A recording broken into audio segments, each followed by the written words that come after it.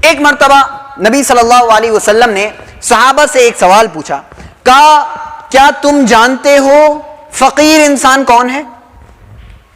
کیا تمہارے پاس علم ہے کہ فقیر انسان کون ہے؟ صحابہ نے کہا جس کے پاس پیسہ نہ ہو وہی کون ہے؟ فقیر ہے۔ اللہ کے نبی نے کہا نہیں نہیں، وہ فقیر جو قیامت کے دن فقیر ہوگا، وہ فقیر جس کی غربت، جس کی فقیری کس دن ہوگی؟ قیامت کے دن۔ قیامت کے دن کس کے پاس مال و دولت ہوگا؟ نہیں ہوگا کسی کے پاس، ہوگا کیا؟ اعمال ہوں گے۔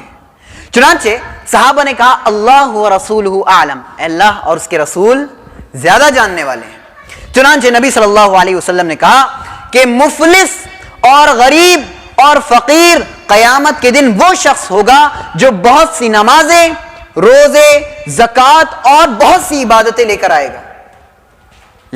گا، اعمال کا ذخیرہ لے کر آئے گا، لیکن اس نے کسی کو گالی دی ہوگی، کسی کو برا بھلا کہا ہوگا، کسی پر تہمت لگائی ہوگی اور کسی کا مال کھایا ہوگا، تو جس پر ظلم کیا ہوگا اس شخص کو اس کی نیکیاں دے دی جائیں گی۔ آپ بہت کچھ لائے تھے، لیکن کیا ہو رہا ہے؟ آپ کی نیکیاں کس کو دی جا رہی ہیں؟ جس پر آپ نے ظلم کیا تھا۔ اب نیکیاں بھی ختم ہو گئی، اتنا ظلم کیا کہ آپ کی نیکیاں جتنی بٹوارے میں آئیں وہ سب ختم ہو گئیں۔ اب کیا بچا آپ کے پاس؟ آپ کے گناہ بچے۔